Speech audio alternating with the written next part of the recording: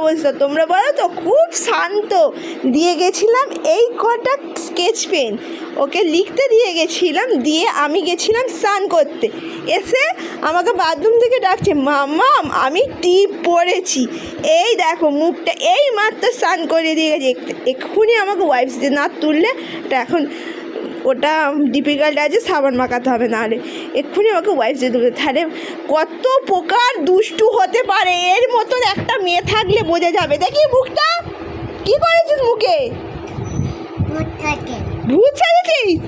কে সেজেছিস? কার থেকে দেখেছিস? হ্যাঁ বলছে মাসির থেকে দেখেছে, মা দিদি, আমার দিদি ফেসবুক দেখে ভিডিও কল করেছিল, সেটা দেখেছে, দেখে বলছে মাসি ভূত সেজেছে, সেই জন্য দেখি মুখটা দেখি ওঠ, সেই জন্য নাকি ও ভূত সেজেছে। ভগবান, কোথা থেকে কোথায় চিন্তা ভাবনা কোন লেভেলে।